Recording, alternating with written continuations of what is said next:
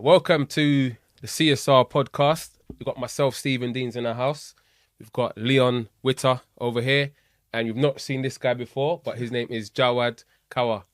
Jawad Welcome. the Beast Kawwa. Okay. Welcome to the house. Welcome to the house. Thank you, bro. Thank you. Welcome to the house. So, if this is the first time watching this podcast, it can get a bit raw. It may hit home, but if it hits home, then it's a sign that some things may need to change, or whatever it is. What he's basically saying is, if you catch feelings, that means that you feel like we're speaking to you, right? And that's a good thing, because then you could check yourself and correct yourself. You 100%. Understand? And just to reiterate something, it's not just the CSR podcast, it's the confidence, self-esteem and resilience podcast, because that's ultimately what we're here to talk about. 100%. So yeah, CSR is confidence, self-esteem and resilience. Cool. So Jawad, who are you? Jawad. Just tell them why you're qualified to talk, man. I could tell them why, but you tell them why you're qualified for them to listen to you. As possible. Don't be humble. I'm giving you my permission for you not to be humble. Just spill the tea, bro. Yeah. In terms of CSR, of course, lead coach. I've been lead coach for a few years now. By a little background, of course, I've been playing football for years, different levels from the lowest to pretty much academy level, as high as you can go. So yeah, I give a viewpoint from a player perspective and also a coach perspective. So yeah, It's a little bit different. It's a little bit different to just normal bad coaching. boy coach as well, you know. Yeah. Cool. So before we move on to the actual topics of today, I've asked this in the last podcast, I asked this question to Kyrell. And I'm gonna ask you the same question, yeah? Yeah. What do you feel the basic fundamentals of a coach?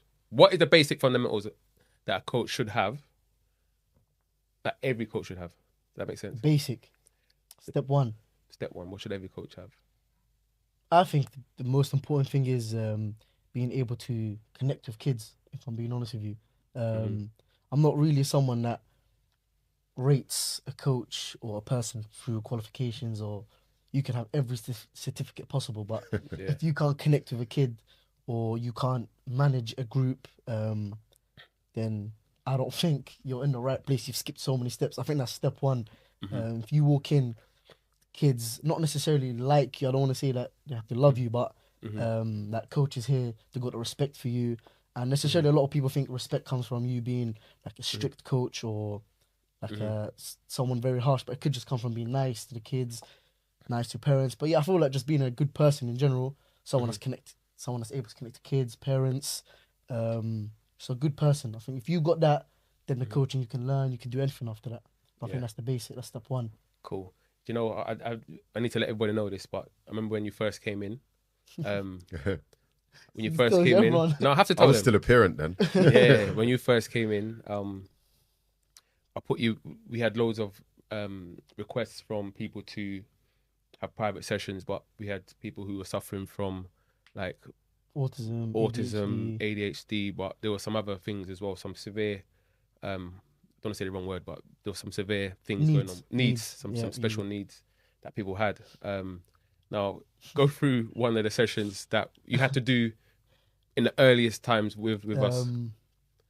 And before you go into that, a sign for me is when I want to hire a coach, or when I want to hire a coach to be around us at CSR or anything that I'm involved with, it's not necessarily the qualifications or anything like that. It's more, what are they? Who are they as people? So one of the tests that I put him through was letting him go and coach a child that had special needs, basically. Let's talk about that. Yeah, I mean, like you said, when I first started coaching, it was I don't know what I was going into. I used to coach, but of course, like friends, I was always the one that knew the drills. So whenever we used to train, like with the team, when I used to play, I used to bring out the drills and etc. So I was like, you know what, let's try coaching. Everyone used to tell me, let's go coaching. I was like, let's do it. I thought I was coming in, and of course, coming from like a good footballing background, like being like academy player and whatnot. I thought I'd be able to come in and just coach. Came in like, with top sauce. But yeah, I remember Steve gave me a challenge, and one of them, bless him, like of course, a kid's got special needs, so you got to do your part as well. Like that's what again links being a good person. I could easily said no, I don't want to do it, but every kid deserves, man. Every kid deserves something, you know what I mean? An opportunity. So yeah, it wasn't just one kid, but I'll talk about one. Was a kid again, severely well, had needs, but quite a lot. Unfortunately, he couldn't speak in terms of like words. He couldn't really get his words out. He didn't really acknowledge, for example, like what things were, like colors, objects. Struggle. But bless him, of course, he was a good little kid. And yeah, parents. Unfortunately, what they were saying is that they've tried to get him into do sports. Not necessarily just football, but different sports, and unfortunately, no one would take him. Like, no one would give him the chance, the opportunity to even try. So I was That's like, terrible. yeah, it's sad, but bless him. Of course, he was a kid that again it's hard because you can't communicate with the kid. He doesn't really know what's happening. He doesn't know that there's a football in front of him. He doesn't know where he is. Of course, he's very attached to his mother, his father. And you're just there. You're like, what do I do? I remember the first week, the first session, I was like, I don't know what I'm doing, but let's just go with the flow. And then yeah, bless. Just you try do certain things. The kid was quite aggressive in terms of when he's in uncomfortable situations, he will just lash out. He'll throw stuff or he will like slap. But of course, again, you just need to be able to manage it. Know who you're dealing with. Not every kid's the same. Every kid's got their needs. But eventually we got the session done. Parents loved it. I'm not too sure if the kid loved it straight away, but as the weeks went on, he started to enjoy it. He started to get more comfortable around me. He was no longer hitting. I think at one point as well, he managed to start acknowledge the colours, which I felt like was one of the biggest achievements I've ever had as a coach. Is to get someone that, again, he goes to school every day, and no one's managed to get him to understand colours. And I managed to do it through sports. Yeah. Which again for me was like, I know a lot of coaches like, it's achievement to get a player signed, or I send this kid to Arsenal, Chelsea, etc. But that for me is like such a big thing, because the kid, he can get released from Arsenal and you won't see him again. But this kid, I'm sure that his parents will never forget what I did for the kid, and I'm sure when the kid hopefully grows up, he will remember. This is what Jawad did for me a few years ago. 100%. See, stuff like that that matters. You hitting the nail at the head. Some coaches are proud of gloat on the fact that I got this child signed, I done this, I done that. But what have you done for everybody else? What have you done for the other kids? A good kid. How have you helped them outside of football? Do you know what I mean? Yeah, and I think that's the thing we always got to remember. Like there's top end people, but there's also a whole lot of other children that need a little bit of help. And that's not the only child we sent you. There was a few that you had to do, and you did well with all of them. So obviously, you done well. So well done for him. Appreciate well done it, for that. And I want everyone to know that. Big up. That's a serious thing there. So because of that, I just knew he's going to be a good person. And then since then, you've grown, and now we're in Dubai. So now we're in Dubai. If you didn't know, yeah, see us on Dubai. Check it out. So cool. So what we're going to do now today, before we even move into that, well done to the Lionesses, England Lionesses, for winning. Go on. Yeah. We just need the mandem to do something now. They need to bring just need the guys bring to follow another through. trophy home now. I don't know if that's going to happen, but well done to the ladies. They've done it a few times now, so well done to them. And right, now we're going to get into today's show. Today, we put a post on Instagram, and it was a poll on Instagram. Sorry, I'm on my phone all the time, but I'm just going through it. Yeah. And I told you this is a raw podcast, so this is me, okay? Nothing prepared. It's just raw. Has to be raw. All right, so here we go. Unfiltered. Yeah, and 100%. 100% has to be. So one of the topics, it was a poll, right? One of them is the importance of self-esteem. That's one. Yeah. The next one is the real issues faced by coaches and their impacts. Okay. The third one is football dads versus football mums. Oh, Lord. I got loads to talk about. I'm telling you, man. Football dads versus football mums. It's going to hit home for a lot of people. Oh, boy. I got loads to say. And then the final one is my child can't play when the team is losing. Oh, Lord. Yeah. I've seen a lot of that. That's a common one. It's big. So I'm gonna go. I'm gonna So what I'll do. Okay, cool. So the one that came in at number 1 was football dads versus football mums. Yeah, that's mad. That came in number 1. I'm not surprised though. I was surprised. I'm not surprised. Yeah, I'm definitely not surprised, man. I thought people wouldn't want to talk about it because it hits home too much. yeah, but they Because want parents that are not one. going to What want to is it? vote that. Yeah, Wants no, me to start- they do want. I'll tell you where it is as well. Yeah, correct me if I'm wrong. I see a lot of football mums at the sidelines taking their kids to school. You know, to football. school, to matches. You know, in fact, there have been games that I've been to, and I've seen Only more mums. mothers Yeah, than fathers. It's like, where are the fathers at? I know not Yeah. all of them are dead. Like, where Yeah. are they? Working in it. that's it. Or maybe What, on not. a Sunday? Some of them working on a Sunday, yes, but I know for a fact, I know of a player and the mum does everything for this player and the dad hasn't even seen the child play. Yeah, well, that's mad. But we're gonna go into all of this. Oh my days, we're gonna go into all of this. All of can't this. wait. Oh my. You All of can't this. wait. All It's of like this. Christmas for a minute. Oh my He wants gosh. to unpackage this. Everything. And the thing is, and the final one. Did I say that? Yeah, I went for all Yeah, four, you didn't went I? through all of Yeah. them, cool. yeah. Did So before. the winner was football dads and football mums. We're gonna do that last. Winner like it's a contest. Yeah, that's gonna be the last thing we talk about.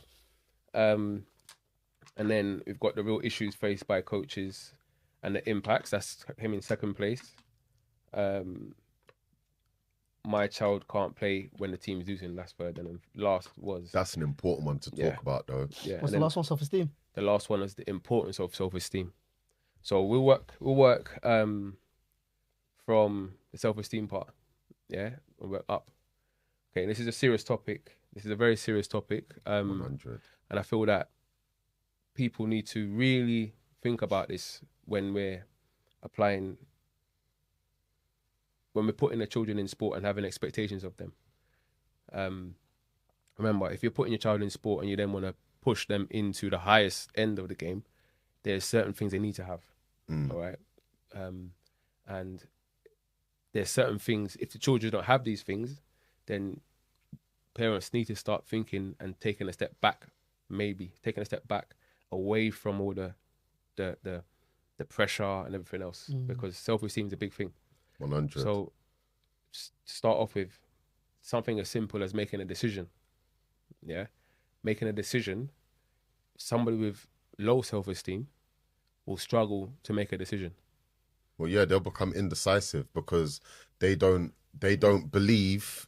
So I can give you a prime example of a player. Technically, very good. There are other areas that this particular player needs to work on. But the main thing that I addressed, and I spoke to this player and the parent about this just 2 weeks ago, is I've observed over this season that you struggle to make a decision, right? And what I advised this player to do, I said, look, whatever the first decision that comes to mind, yeah, just follow through with it. Go ahead with it. Either it's going to work or it's not going to work, right? But the problem that this player has is that they second guess themselves. And before you know it, they've taken 1 or 2 extra touches on the ball. They've lost the ball now because they struggled to make a decision and release the ball. Whereas if you make whatever idea you've got first, it's probably the right idea. Go through with it. And if it doesn't work, then you're going to learn, right? Oh, I don't do that again in this scenario. If it works, you're going to learn. Oh, in this scenario, this is what I do, right? But by not going ahead with it, not only are you not learning what works and what doesn't work, but now you've developed a habit of being indecisive. And when you're indecisive and you don't make a decision quickly, 2 seconds in a football match is a long time. That's enough time for someone that's X amount of yards away from you to be on you and to win the ball. Right. Do you know what I'm saying? So them lacking to make a decision quickly is the result of low self-esteem and maybe a lack of confidence as well. Not confident to go ahead with the decision that came to mind. So self-esteem is critical in not just football but in life. It's a big thing. And another thing, when you're talking about that, right, the image you have of yourself, right, is so important when you're going reflection, into a innit? pitch. So I can tell a child with low self-esteem, you're brilliant, you're brilliant, you're brilliant, you're brilliant, you're brilliant. They will still look at me and say, I don't feel brilliant. Yeah. Well, if you know you say it, Steve, it's not true. If they say it, it's their truth. That's exactly that. So now, if you talk about why that's important and why we need to understand that, is we're now putting these same players in environments where they got to perform, and then we're putting pressure on them. Pressure. They can't cope. They can be good with the ball, but when it comes to the real games, what are they going to do then? They're not going to be able to do anything because, one, they can't decide. And now if you can't make good decisions on the pitch, your coach is watching, you're being assessed by everybody. Now, children like that are okay with us because we're not worried about the league tables and we're not worried about the leagues and external stuff. Yeah. But if everyone around is talking about academy football and they're talking about league tables and cup finals and all this stuff, and don't get me wrong, we've been in cup finals, we've won cup finals, no problem, but we don't talk about it. Right? There are people who make these things their number one. How are these children in those environments gonna fly? They're not. That's what I was gonna say as well. Like we talk about self-esteem, but do you think there's also an element of a coach that's pushing his kid's self-esteem down? Yeah, that as well could be the coach. Could even be parents. For example, the decision making was saying, even parents, like you said, decision making. Sometimes, their decision that they want to make in the head is, for example, go forward, but which for us, for example, we might say that's the right decision. If he was to do that, his self-esteem is good. But because maybe he's got a coach that's telling him to do a certain thing, or every time he gets on the ball, it's not giving him like the freedom or the we'll just use the word freedom to do that. Then it'll start weak. You start down. All right, cool.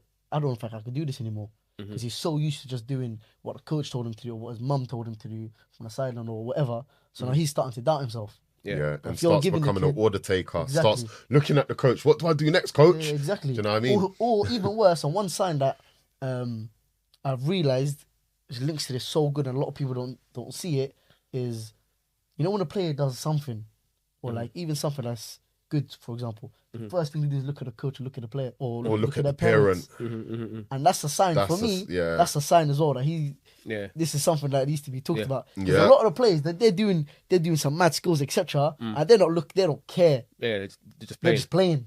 Or sometimes they might look at the coach and just like smile, for example, and say, look what I've done. But the players that do something and just look at the parents just to get like the little thumbs up thing. The little thumbs up, like, well done, you've done the right thing, the red reassurance. flag. That's a red flag. That's a big red flag when it comes to the self-esteem. Yeah. Especially if you're talking academy football, they can't see the parent now because the parents are all the way over there. But that's the thing. If they're so used to following that instruction from the parent or from the coach, because we all know when you start going to higher levels, you ain't getting that. You're no longer getting that instructions. You're playing. 100%. You're playing. So, and one thing that we need to also remember is that self-esteem is transferred into school. Yeah. Now into the relationships with their friends, and all of that.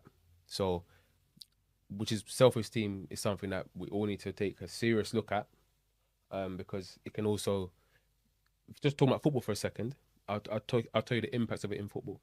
So if I'm assessing a player and he can't make good decisions, or he's when he gets there, if he gets to a trial and he can't perform on the trial simply because he just can't make a decision, he can't do anything. All right. Obviously, there's more elements to it, but if that's there as well, he doesn't have a chance. He doesn't have a chance because he's not himself. He doesn't even know that player is not himself. He can't perform because he just doesn't know. He doesn't have that about him. You know what I mean? So something like that, if he had worked on it or been aware of it from early and worked on ways to improve it, we're not going to talk about ways to improve it here. That's another another episode. The whole another hour, but it's something to think about, right? Now, into school, obviously you've got, it's not coaches, it's now teachers. So teachers can also do this. They can bring down the self-esteem of a child. Yeah. Right? Inside of a school. So same thing, but also parents. So it's not just teachers, it could be parents, coaches, whatever. But we're just talking about the child. Peer groups, but we're just talking about the child, right? So the importance of having a good level of self-esteem in a child, right? Now, if that child has low self-esteem in social circles, now he's now following people. He's now being led because he can't make a decision. He's not strong enough to say, I'm not doing that. because the self-esteem isn't at the level it needs to be. He's now following people. He's now doing stuff he knows he shouldn't be doing. You know, obviously they're children. They can grow. These things can get better as time goes on. You learn from mistakes, but there are children who just know how to make good decisions from early. You know, for example, there are kids who can live in bad areas and still, we know that we all come from so grow up in certain areas and just know how to navigate 100%. in those areas without doing the mad stuff. You know, so that is a level of self-esteem, and it's a high level. You know, knowing how to operate and know how to, you know, so that's why self-esteem is so important. And I hope we've covered it enough. I think we've covered that enough. No, I believe you have. I just want to add this to self-esteem, right? Because you was talking about pressure earlier, and it's really interesting because pressure can burst a pipe, right? But pressure can also turn coal into a diamond. And I think the difference is not the different level of pressure, it's more so the scenario. So when a pipe bursts from pressure, that's a low self-esteem. It's not managed. When pressure turns coal into a diamond, that's when someone's got a good self-esteem about themselves. And that's why self-esteem is critical, because that will determine the outcome once pressure is applied. Yeah. Do you understand? Yeah. I feel we'll leave that to conclude it. Yeah, that's a good ending there. Good ending for that topic. My guy, Leon Witter, always comes with them. What do you expect, man? No, here. You know my thing already, bread innit? and butter. Behind the mics is bread and butter. Cool. So the next one, what's the other one we need to cover? So we're gonna go into the real issues faced by coaches and the impacts that it has. Yeah. So impact would mean on the child, on the coach. So many different through that one. So who wants to go? I'm not gonna. I'll go. You go. You guys go first. Talk about one of them. Yeah. And then go on, Jawad. Everyone choose a road to go down. Mine's gonna be the rough road. Mine's gonna be you mad. Can go last. For me, is the impact a coach can have on a coach, which no one's thought of. Now, of course, the player is the middleman. He or she is the child in the middle, and he's just getting the worst of both worlds because he's getting two coaches. Now, how is it when a coach has been given so-and-so instructions or feedback or whatever you want to say to this kid, but then you're saying the opposite, or the other coach is saying the opposite? Now, how is this kid going to feel? Because now the impact is on me as the coach or whoever the coach is that's coaching the kid, and then also the kid himself, because now he or she got two different things, or even worse, he's got 3-4 coaches. Now, one of it could be simple as, instead of football instructions, it could be like, and I'll say this from experience, it's happened to me as a player, if someone's sending you a dream. For example, you might have one coach, for example, Leon might be my coach and tell me, I'm phenomenal, I'm this, blah, blah, blah. He's going to get me a trial, I'm going to go academy, And of course, my parents are gassed, I'm gassed, everyone's happy, everyone's excited. But then I'll go and meet a coach that's going to keep it G with me, might be a little bit more experienced in the game, and I'll come across you, and you might tell me, no, you're not ready, blah, blah, blah, blah. And now my parents are like, what's going on? Someone said he's amazing. Now I'm sitting there thinking, I don't want to go here anymore. Because, of course, as a kid, you're like, this coach don't rate me. That's the first one that comes to your mind. So I want to go train with this coach. But just use it for reference. Because I'm selling the dream, right? So I'm active now. It's like, I'm telling you what you want to hear. So he's telling me what I want to hear. So I want to go to that training session. Parents, of course, a lot of them might not know or might not be experienced enough know about the game. So, of course, they're going to go with, this coach just rates my son more. So he's probably going to look after my son better. So I'm going here. But I'm not getting the things that I need to be getting here. I should be over there. I should be with you, teaching me why I'm not good enough. And then this is now the problem, because if I'm a player now that's balancing both, that's when now you're going to have to deal with my nonsense that he's giving me. You know what I mean? That's the impact on the other coach. Because now that coach has to deal with a parent that doesn't know what's going on. And we all know that's the worst thing. It's easier to deal with kids than it is to deal with the parents. The kid, I can't you lie. sit him down, eventually he'll understand that he's not good enough. But now the parent's confused. You have to deal with a parent that's been told that their son's amazing or their daughter's amazing. You got to tell them they're not good enough. You got to calm them down now, because they're going on these talent ID days. You got to tell them, relax. You're just making it worse for your child. They don't want to hear it because they're so used to that. Then you have to deal with everything else on the pitch. Like, what's this kid doing? Yeah. Because someone's been telling him to do this. Yeah. It's long. Oh my days. So no one's thought about coach effect on the coach. That's why it's very dangerous to just have your kid training. I know it's a good thing to have your kid playing as much football as possible, touches, and you learn a lot, especially as a kid. But it's just got to be around the correct people. Otherwise, the kids gets lost, and then it always comes back on us because that's long trying to teach a kid. Like, you know how it is. I'm not.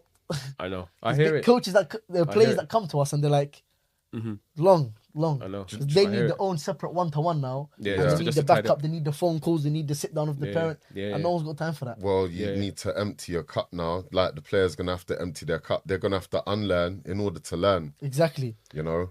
You know what? In fact, you've always got to unlearn in order to learn. Because if you hit a plateau, that means, you know, you don't have the tools to go to the next level. And if you think you know it all, then straight away you're not even going to be open to learn. Because once you think you know it all, you're not open to learning. Yeah. And that's why unlearning in order to learn is a valuable process. But how are you going to unlearn if coach has been telling you you're amazing? Do you know, ultimately, what it comes down to as a coach, if a coach is a great communicator, you could deal with any problem or any situation, because it's being able to communicate the message to the parent and being able to communicate the message to the player, to the child. Yeah. And if you're able to communicate the correct message, if it's going to the right person, it's all good. If they're the wrong person, there's nothing you could say or do to change that. This is it. This is what I'm saying now. So, just to add some, to what you're saying. Now, I want to give it the raw way. All right, the raw way is what you're saying is complete facts. Yeah. Now, what you have is what people need to understand. And I'm just talking about your scenario where we're talking about the coach which is saying one thing, saying you're amazing, just because they've seen the kid do one or two things with their feet. You know, good, they're sharp, they're doing it looks attractive to what they're doing. But there's one bag of mess behind them, right? But they're just thinking, you know what? I'll leave the mess. I'll just keep working on that good stuff, keep them happy, keep the money coming in. Yeah. Yeah, exactly. Keep business rolling. Yeah. Now the parent brings the nonsense back to me now, to us. Yeah. Pure nonsense. They're now saying, I don't believe what you're saying. That coach says this. That coach says that. I can say that coach hasn't been coaching long enough to talk over what I'm saying. And number two, I can show you why your child isn't good enough. I can show you. You know, I'm not talking like for the sake of it. I'm talking because I can show you exactly what's wrong, and how it can be fixed. But what it needs is your child and you to get away from all the flipping the fairies. Yeah, get your head out the clouds 100%. And let's get to work. All right. But the problem is the work sometimes hard. Sometimes the work is hard, you know, and it's uncomfortable. So when they're uncomfortable and they're getting, and you're now coaching them and saying, no, that's not good enough. You need to do better. You need to do better here. You need to try and do this. That's not it. That's not it. They don't want to hear that because they know tomorrow they're going over to this nice guy. You know what I'm saying? They're going over to this nice guy. Someone just caught feelings as you said that, you know. I know someone listening and watching this is catching feelings right now because 100%. They know that they fall into that bracket. Right. And again, what we're talking about is a common thing. It's common. That's what I'm saying. Across most coaches and most establishments. This is not just us. This is everywhere. And probably the people that's talking about it, you know. But if you ask me, it's all nonsense. It's madness. I always say this. It's total madness. And all it does is end in disaster. Usually, those type of players leave leave establishments at us, and will end up in the places that will make them feel happy. But at the end of the day, they will come back, or they'll stop playing football because they can't now compete. Right? So that's the end of it. So you've got any? Because I got. Well, yeah? I just want to add on some of that because the real growth is where you feel uncomfortable. If you feel comfortable, you can't grow where you feel comfortable. You know, in order to grow, like there's growing pains, right? You've got to tear muscle fiber to develop new muscle. So if you're comfortable, there's no growth, there's no development. You're going to plateau, yeah? Whereas your competition, that player that's looking to eat your food, they're making sure that they're uncomfortable all the time, whether it be with sprinting or endurance, do you know what I'm saying? Working out in the gym, press ups, sit ups, doing stuff with the ball, don't work on the stuff that you're already good at. Work on the stuff that needs the work, that needs to develop, you know? You also spoke about talent ID days, right? I know some of the other clubs that are out there, they always do these showcase matches and all of that, right? And every season they're doing showcase matches. But very few, if any of their players are even getting scouted or invited to go into trials and stuff. Here's one of the problems that I see, and this is why I wouldn't, like, my son is not ready. I know he's not ready, yeah? And even if he was ready, I wouldn't want him going to talent ID all the time and these showcase matches, because I don't want the other scouts for these other clubs to be seeing my son all the time, especially when he's not ready. Because when he is ready, they might not even see him because they've seen him so much. Yeah. Like, don't parents think about that? This is so big. It's my days. Yeah. This, And you know what? I'll always say this. For me, again, my child's not going anywhere, because what you show is what they remember. Do you know what I'm saying? Like, and I'm a scout, again. And I try my best not to let my first view of that person affect the second view, because I'm clean like that. But that's me. I've been around scouts. They said, nah, done. Seen him, forget about it. But that's... So, go on. Yeah, so that's what we have to think about. Like, yeah. This is exactly what links with the first thing I said, is when they get into different ideas. Yeah. Yeah. Is that coach was being the one that's going to send me to these places. Yeah, the one to get the highlight. The one to say, I've done it. Yeah. They don't know, like, I don't know, my parents don't know that I'm not good enough. Yeah. I'm just not good enough. Yeah. I should be training to get good enough. Yeah. To then go. But I'm going too early when I'm not good enough, and it's just long. Cool. It's long. So let's move on to one of mine now. So the question is... I didn't even get to say mine. Do your thing. No, do your one first. I'll keep it short and sweet. I thought you did yours. Impact for the coach, right? So a parent that brings toxic energy, and what I mean by that is I'm still a parent, but since I've been coaching, I'm not standing with the parents anymore. But when I used to be with the parents, there was always one parent that just never has anything good to say, about anything or anybody, and they usually think that their child is the best thing since sliced bread, right? But that parent has an impact on not all, but a lot of the other parents that are there. Yeah. And the joke thing about it is they've usually got the loudest mouth, but they're speaking the least amount of sense, you know? And this is the impact that it has as a coach. And I'm saying this for you parents, whichever team you're in right now, you know the parent that I'm talking about, because you've stood next to them on a Sunday match or a Saturday match or whatever, right? And you've heard them talk their nonsense. Do not allow that person's opinion, shape your opinion. Like, have your own mind, because I promise you, their intentions isn't to benefit you and your child. Their intentions only to benefit their own child that might not even be in a place to benefit from anything anyway. So the impact as a coach is having to deal with other parents that are telling me XYZ said this, XYZ said that, you know, and it's then wasting my time having to reiterate certain things, all because of you. It's usually just one.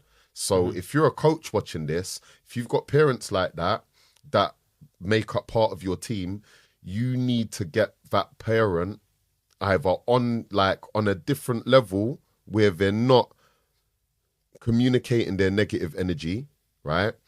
And it's literally just having them sign it, like have some kind of agreement with them, or you need to get rid of them. Of course. Now, just to add on to that, before I lead on to the next thing, I'm gonna. And I don't care how good the child is. The child could actually be good. The parent is a problem. Let me tell you this, I've banned a parent like that. I've banned one straight.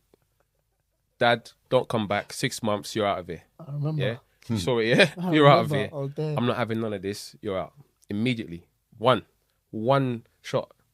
We have to be cutthroat with this type of stuff. Yeah, especially when they're shouting at coaches and they're trying to overpower coaches, and you can see that will escalate into maybe physical and stuff like that. You know, so the low level toxicity. Mad word, isn't it? Say it. Mad. Yeah, the low level stuff is when they're just chit chatting and they're doing whatever they're saying on the sideline, trying to impact other people. Those ones you can have a word with them, but eventually you got to get rid of them anyway. Yeah. Don't worry about your team because you're better off without them people in there anyway. 100%. They're horrible. These people are horrible. They're disgusting people deep down. They have a low self-esteem. 100%. And that's another subject. We'll touch on all that another time. Yeah, we'll touch on all that another time. So now what I'm going to talk about here, right, is parents, you're going to get what you asked for. Yeah? You will get what you asked for. Right? If you want your team to be winning and win all cups, winning this, that, winning everything else and being the highlight team, your child won't be in the team. Let's just be honest. Your child won't be in the team. Wait, what do you mean? What do you mean by that? Unpackage that. Most of the time, you're right. Yeah, 100%. Listen to me. 100%. If you want your team to be winning all the time and challenging for every cup, all of this stuff, your child that you're putting into this team won't be in the team. Now, I will talk now from where I'm sitting. I always told the parents I'm not focused on the leagues and the team and stuff like that. And the reason why I do that is to give people a chance, right? Now, if I listen to them and they're saying, "Oh, well, we need to go and win this, win that, win all this stuff," that's fine because I can win. I've won before. I've been in this a long time. Won many things 100 times over. Winning is it's easy when you do it. It's not a problem, right? But the problem is a lot of players miss out on winning like at that level. But if you coach them, they can get to it. But if you don't coach them, they're not going to get there. So if parents are always putting pressure on coaches, I'm not talking about me. You can't put pressure on me, but there are coaches out there who you are putting pressure on because your team loses or the coach might make a wrong decision. You're having seminars about this coach, meetings on the sideline without your coach, having all this stuff, talking about your coach that you have. Listen, I'm not talking about me here because I don't give a damn. I don't give a damn. I'm being honest. I don't care what they say because at the end of the day, I know why I do things. It comes from a clean place 100. and it's just for the sake of your child who shouldn't be in my team because if you want them to win all the time, your child shouldn't be in my team. That's facts. That's facts. And most coaches will say the same thing, right? You've got players in your team who you're developing who are not top end, but they're in the team, Usually in teams, maybe 2 super strong players and then everyone else is just there.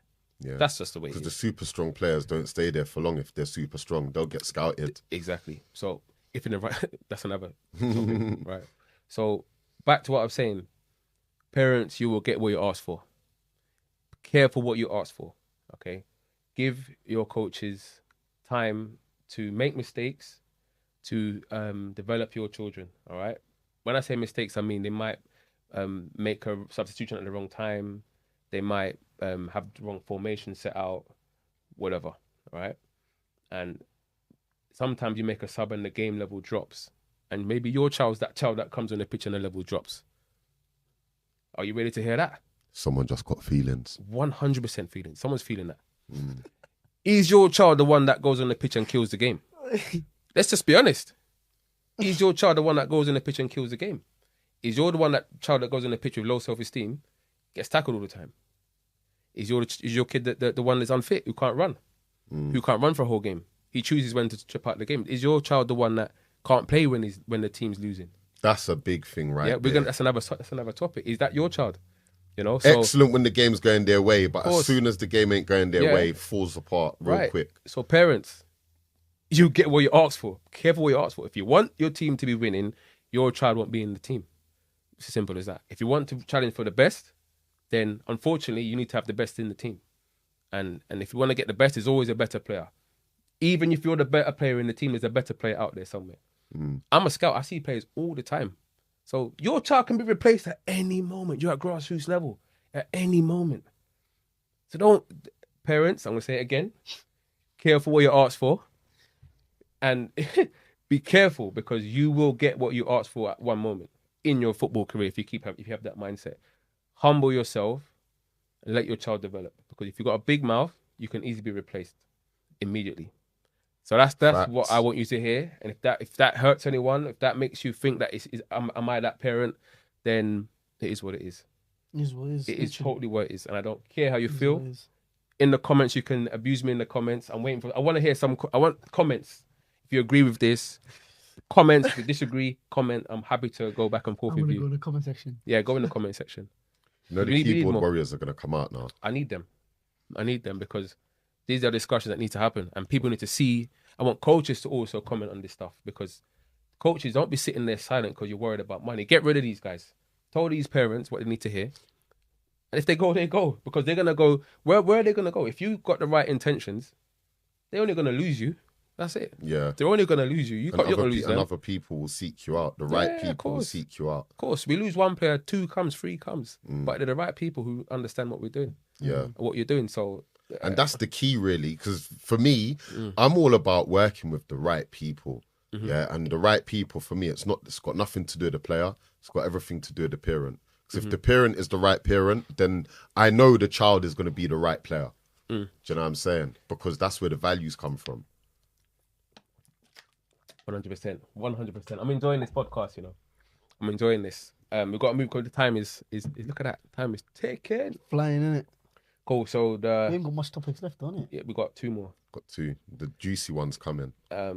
Pause. Mad. Mad. Yeah. On camera as well. Football dads versus, that's the winner one. So the next one is, my child can't play when the team is losing. We was just talking about that. Yeah. Yeah. We touched on it briefly, though. Yeah. to be So fair. let's just Now we nail can that one. unpackage this. Yeah, we'll unpackage it. I'll start with that one, all right? My child can't play when the team's losing. And it's a touchy one, right? And let's put the child out of the scenario, yeah, because the child's a child. Yeah, child's a child. Now, you have competitive children who want to win, who are crazy competitive. I was married. Yeah. Yeah, those ones are in a different category. Yeah. I'll put them to the side for a second. Yeah, Yeah, 100%. because those ones, when they lose, it's chaos. They just don't know how to Yeah. to manage it. They just, they're young. They just don't know the mental. They don't know how to just calm it down. So those ones you can teach them, and they can eventually manage it properly. Yeah? But even with those ones, their response is once the game is over. It's not so Sometimes in much. game. It's not so much when the game when Yeah, I know. when the game's not going their way. Because in game they're Because they're in going game mad. they're so focused on winning, they're not losing their head because they're losing. Some They're of them They actually lose trying it to in a make it different way. They impact. start fouling yeah, or... exactly. Yeah. They're still. It's just not the way which we're going to talk about. There's 2 ways. I think this Yeah. one is, like you said, this... Put that them- one you yeah. control it, it's fine. Yeah, that one there I don't Yeah. mind, because you can That one I don't cane that mind. one. Yeah. Them one obviously they're going to 'Cause, go over, again, kick people down, and they're It's going the to. opposite, because when you got a player that, like for me personally, again, even when I was playing or even now when I'm coaching, if we've just lost, even though like again we don't really care too tough, but if we've just lost the game or like a final or whatever, and the players are like laughing or whatever, that for me as a coach, I'm like, Yeah, not on the- come yeah, on, not like on you that. need to, as a player, you need to have somewhat of a competitive spirit in you. Of course. For Winning spirit. you have to be a winner, because again, going forward, whenever you go There's to pride the higher in it. levels and that, if you're not someone that's competing, you're gonna Out of get there. smoked. Yeah. Yeah, yeah. You From have to have a small level things. of pride. Small things that in training, for example, when you see some kids that get upset or get angry after they've lost the race. Now, again, of course, we don't want the kid to be like that, but that's like a sweet sour thing where you can My daughter will cry if she loses a race. exactly, but But you need to But manage it. But it's a good thing. you're wicked though, because a lot of the times when your daughter loses, it's from false starts, Oh, yeah. and it's the same kids that false start week after week, don't and win. That Yeah, is but managed. no, but Steve allows it because it pushes the other ones that are starting on time Yeah. to get faster. Of course. Yeah, just take the But loss. the man. emotional ones is where Yeah. So now we're going to move on to the other lot now, where that one's long. so now we're moving them to the.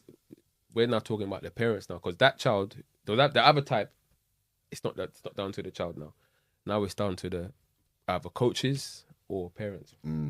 Now, if you're in an establishment where everything's based on winning everything,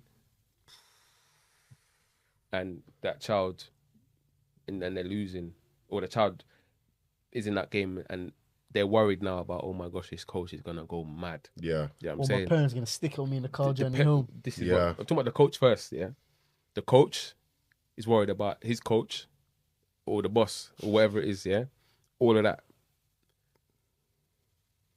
This kid can feel that pressure. He's tense. Sideline coach is like this straight Yeah. face, mad, runs downhill, man. crazy. It comes from the top all the way down, There innit? we go. There we go. And it drops all over the player at the bottom. Right, and the players on the pitch dying. So that's might be one of the reasons why that child can't perform on pitch. But the most likely one is what's happening at home. Yeah, that What's car happening at home. journey. But before home. the car journey, like you got to think, right? the build of that child. Yeah.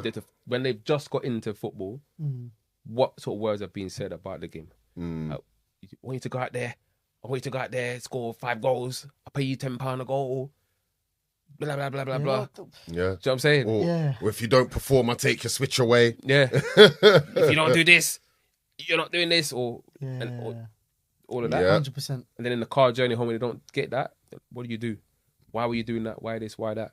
I understand sometimes you got to talk to them if they're not done what they need to do. Yeah. But that's different.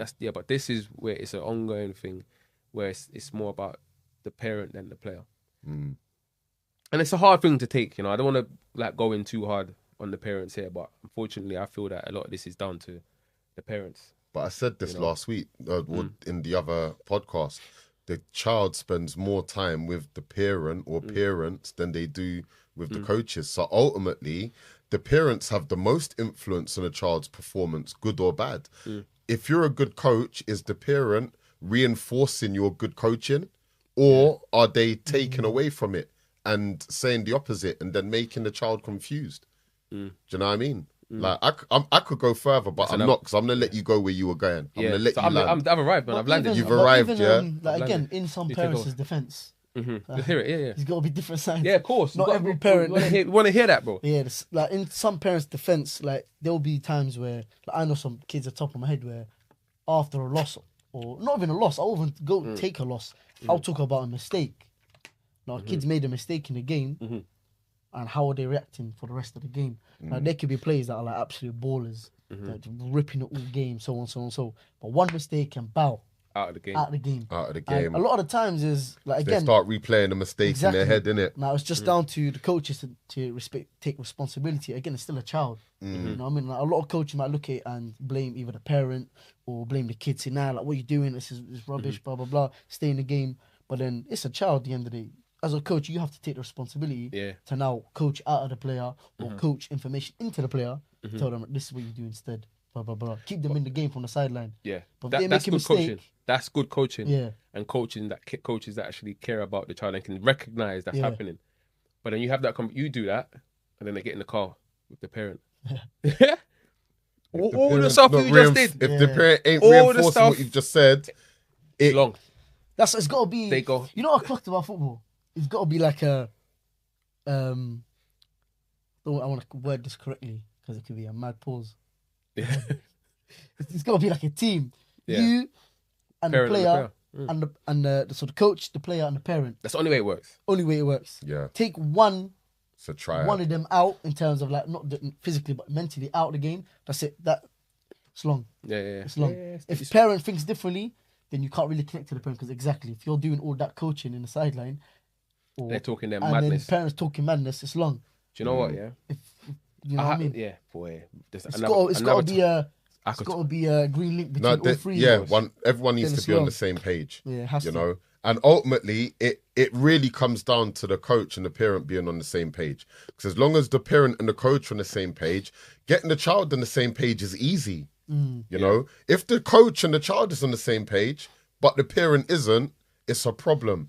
If the parent and the child is on the same page, but the coach isn't, you're in the wrong place. then do you know what I mean? So ultimately, and this is where it comes back to communication again. Because I remember when I took my son Jamil out of his previous team, when Steve said, "Right, I'm actually gonna do under 19 this year," because my son first learned how to kick a ball with you, Steve, right? And then from there, you didn't have a team for his age group, so he went into another squad at the end of that season. And, went into another team after that, which was better for him at the time. Then you said, "I'm definitely doing it under 9s." And I was like, all right, you know what? Cool. And at the beginning of that season, you made it very clear. He didn't have this in the previous 2 clubs. You made it very clear what the expectations were. Do you know what I'm saying? And you said, I could care less about winning or losing. I just want you kids to play football and to do what we train you to do. And the wins will come, but if you lose, don't worry about it. If you win, don't worry about it. Be happy, but it's like, this is nothing. It's only under 9s football. Do you know what I'm saying? And because you laid the groundwork from the very beginning, not just with me, but with the other parents, we knew what the expectation was. Yeah. And the expectation was, okay, cool. It's a place for the kids to play football and for them to learn and for them to grow. 100%, man. Do you know what I mean? And I was on that page. Yeah. You know? And that's why it could work. There's a couple of other parents that weren't. Yeah. Some fat got trimmed. Do you know what's interesting?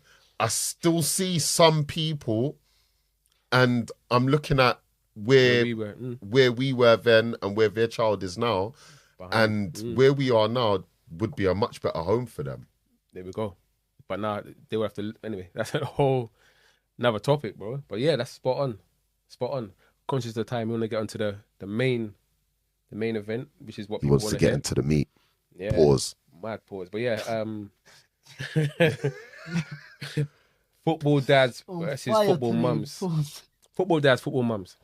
So I'm gonna just go. We touch on it in multiple different ways, isn't it? Yeah, different ways. But this what do one, you mean by football dads and football mums? Like, what go are we talking about here? It can go anywhere. It could go anywhere. I'm gonna take it to a place first of all where, and through experience now, I'm gonna just talk from my personal experiences. Yeah.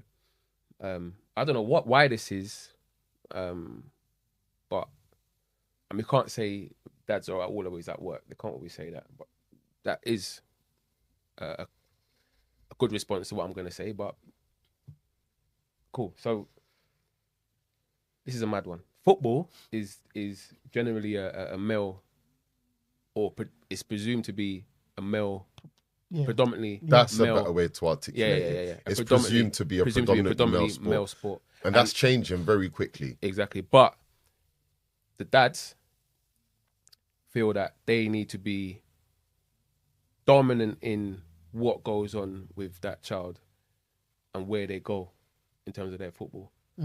Now, the mum, who's equally as capable of taking their child to a reputable place to play football, and will make a decision based off, a lot of the time, the right decision, but the dad will base it off what he knows about football. Right? Yeah. Or what he thinks he knows about what football. he thinks he knows about football, right? Someone's going to catch feelings in a minute. Yeah. So the child ends up at a place, right? The child ends up there. Mum takes the child to football all the time, right? Yeah. Dad's not there. Dad doesn't watch any training, doesn't do anything. But the dad's got the most to say about the training. Yeah. So this is common. This is going to be common in every single establishment, right? If this is you, I want you to hear it and hear how annoying you are as a dad coming into this. Yeah. So you are the most annoying person in this whole thing. If you caught feeling, Steve is talking to you. 100%. Right. So now, you've now gone to this establishment. You haven't been there for 6 months, right? Doing whatever you're doing.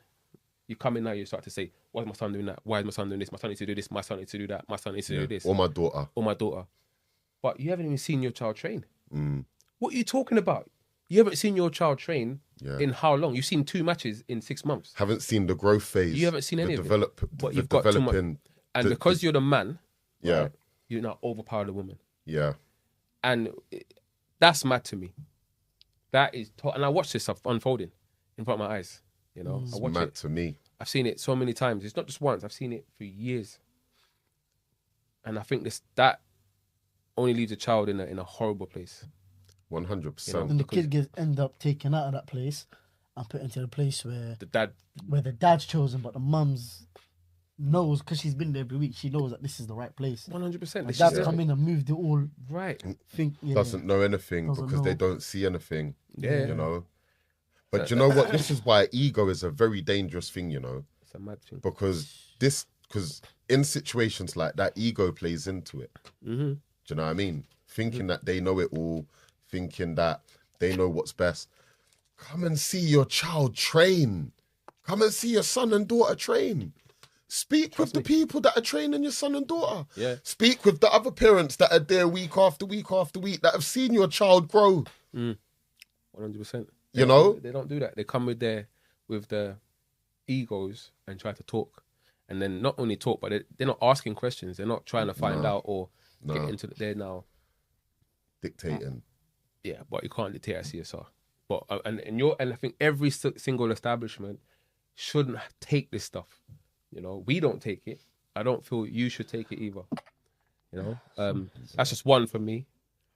And we've got different again, this can go anywhere. Mums v dads, it could be sideline, it could be whatever. So, any input from you, Jawad, or football mums versus football dads? Well, I think not really. I feel like I think we've said enough on, because we could talk for days about that scenario, because it would typically be not the dad taking the child to football and then the mum having something to say when they're not seeing the child train. That typically is going to be a male ego thing, because I've seen it a few times, but even before coaching. Do you know what I'm saying? Because I see a lot of football mums. I see a lot of mums doing all of the football stuff with the child in situations where they're actually still with the father or a father figure for the child who is available to come and see the child train and play, but just isn't interested. But because the child has a love for football, the mum is the one that's facilitating for the child to go somewhere where they can play football. I see it all the time. Let me tell you a story, right? Go on. I've known a player who... I've known a player, I've also known a dad. And I didn't know the dad was the dad of the child. Right. That boy's a footballer, but the dad just didn't go. That's mad. That is mad. If that's you, and you are, and this is multiplied in multiple places, if that's you, fix your situation. But it's not good enough. You better fix that situation. Come on. Because you see me, yeah, when as a youth, one of the best, and my father's passed away now, he died in 2017, yeah, and to this day, some of the most fondest memories I have of my dad was being at the sidelines, watching me play football as a child. Yep. Don't you think your child wants you to be there? Whether it be a son or a daughter, you're the dad, you know? And honestly, I could care less whether or not my mum was there. It was more important to me to have my dad there. Do you know what I mean? But saying that, when I was 6 years, I remember going to the park when I was 6, kicking a ball with my old man. Do you know what I mean? Would I have been so bothered about my dad watching me play if he didn't take me to the park when I was 6? I don't know. But what I do know is some of the best memories that I've got of my father was him being on the sidelines, cheering not just me on, but the whole team. Do you know what I mean? So it's a big And subject. take those memories to my grave. If you're a dad that's feeling the type of way right now, you should be feeling the way, because you have a child that is playing a sport somewhere, whether it be football, gymnastics, whatever it is. Not telling you to go every week, but take some time out to go and see what they're doing. It's good for your child. 100%. I'm telling you. 100%. And we're talking about football dads and football mums now. Yeah. On the weekend, I was at a tournament with Yusuf's dad, and there was a man shouting. We was playing against this team, and there was this guy, and I barely said anything I just let them play. This tournament wasn't even that important anyway, but I trust the kids enough to play and for me to intervene very minimally. I wanna let them just play football now, yeah? This guy was screaming, shouting, play the ball, pass the ball, move. I thought he was the coach. Then I hear another parent say, excuse me, can you stop coaching my son, please? Oh, yeah, I'm done. The whole time I thought this guy was the coach. Serious. If you heard him, move, pass the ball. But you know what gives you the most joke? When you get a passionate mum that's screaming and shouting the exact same way. And you know, the worst thing that I hear parents say, if you're a parent that says this, I hate this, stop saying it. Clear it! I go out of my mind. Now, I'm so grateful that none of our parents coach our kids when they're playing. But I hear parents say, clear it! I'm thinking, we don't tell our kids to clear the ball. I know. Why are you going to kick the ball out and give away a throw-in? Listen, football is problem solving. Your child needs to learn to identify a way to solve the problem without clearing the ball. Yeah, that's how they'll get better at football. If they keep on clearing the ball, especially because they're all taking from you, guess what they're going to get good at? clearing it. I'm off my soapbox now. I had to get that off my chest and say it with chest because it's true. Cool. Just keep concluding every topic now. Yeah. So I think no, but let's talk about football mums and dads because we're in borrowed time now. Do you know what I mean? Come, let's fire a next shot. So any for you? I'm good. Cool. So, all right, cool. So let's go. Leon went gone I'll off just on get that a one. warmed up. That's it. So you conclude, man. mums and dads, yeah. This is mums tend to be like the nurturing type. They are. Not all, but a lot of them. Typically, yeah. And then you've got the dads who are the ones who want to push them and make sure they go through the rough. Yeah, just naturally. Yeah. So the key for me, what I like to see is it's a good balance, between the two, A lot of the time, sometimes the mums are the ones like you go, but in a nice way. They do it in a better way, which what I'm seeing now anyway in this climate. Before it was the males that were pushing and then the mums were even there. Because I've been in this a long time. Now it's mums there, dad's not there, which is I don't know what that is. Big respect though to the mums that are 100% the mum.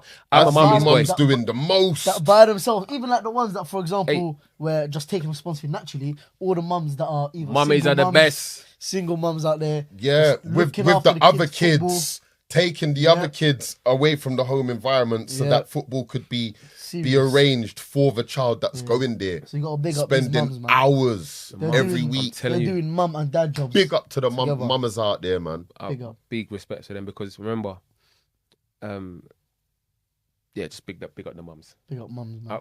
Big up the mums, man. Big them up because again they're doing a lot, and majority of the players, mums. Yeah, mums are there, going everywhere, up, down, here, there. Mums.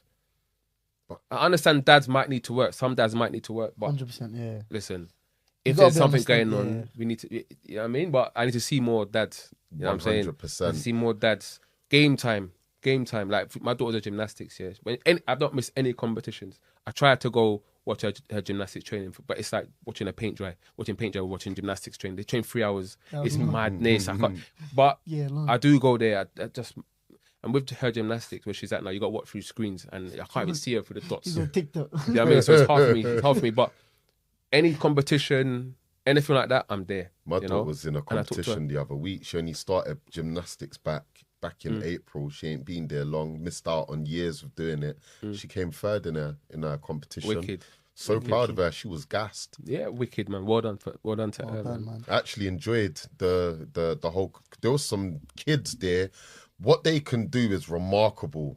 At young age, some of them young as well, you know, doing all kind of madness that I don't. Thinking about it makes my limbs hurt. You know, but you were bigging up. Sorry, I'll let you land because I've got something to say to the football mums as well. You know, them naga like it either. You know.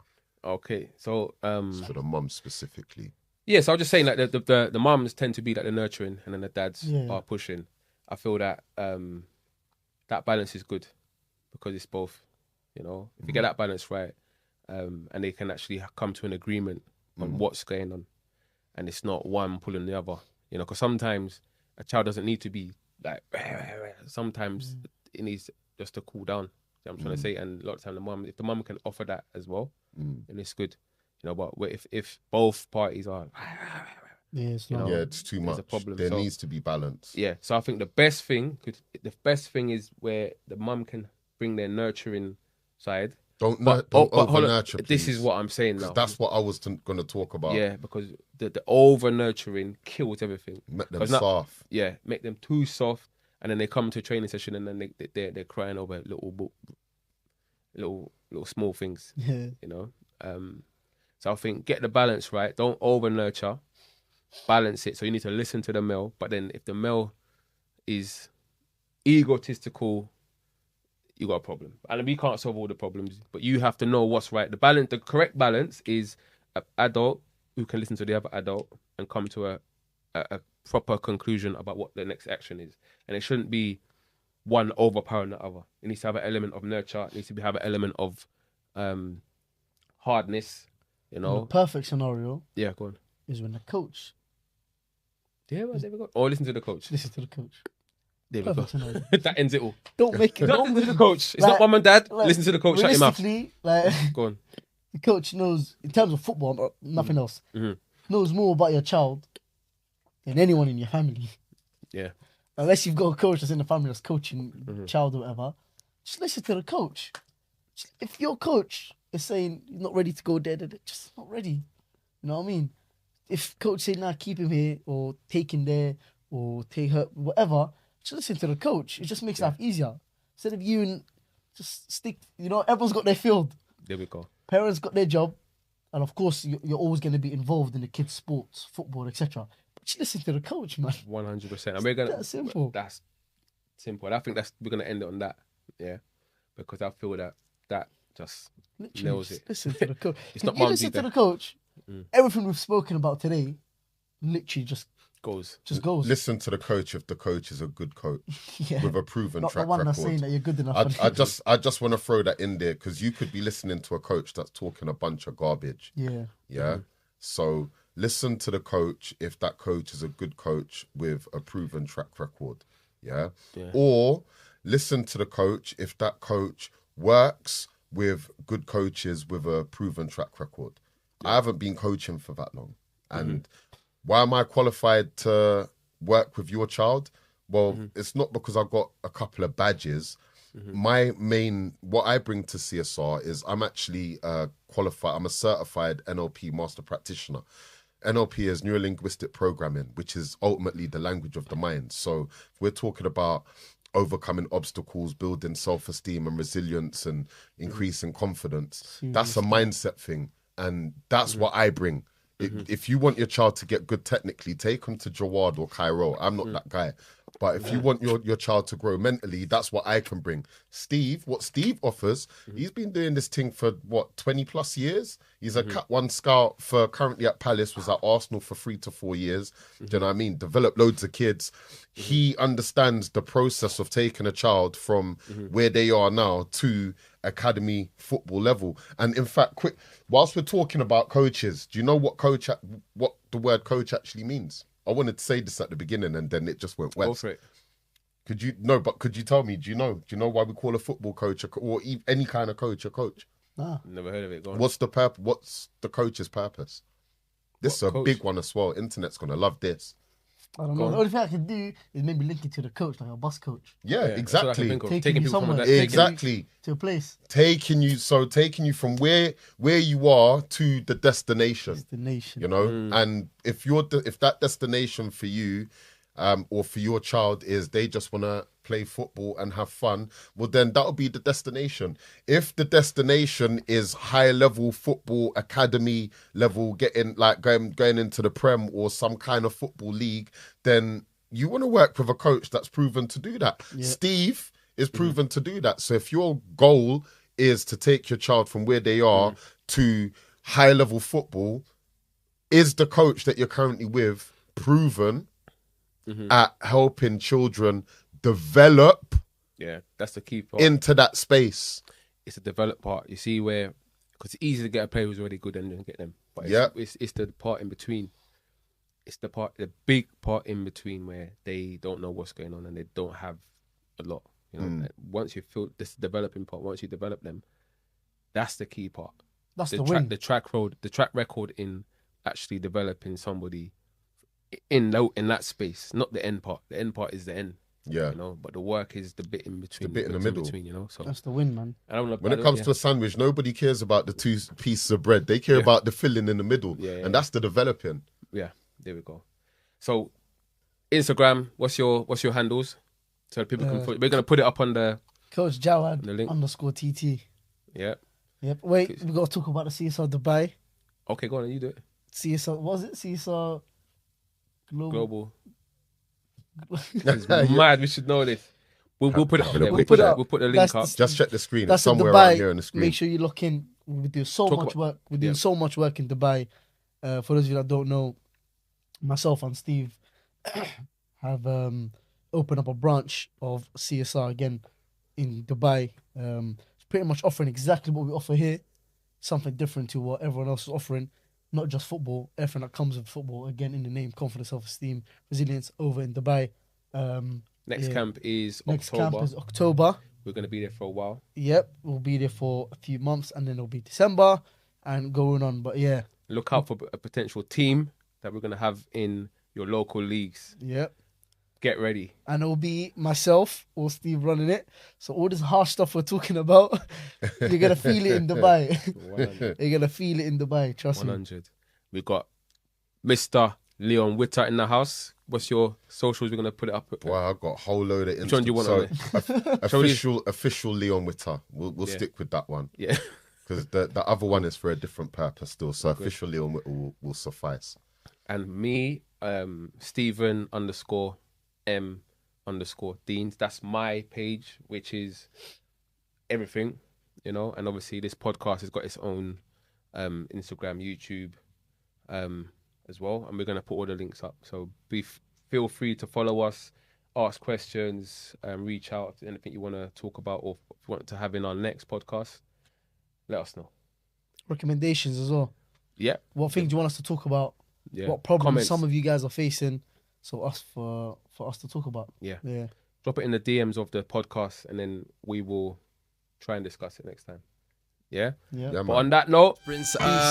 Yo, CSR will make you score enough goal, make you win enough games, make you CSR make the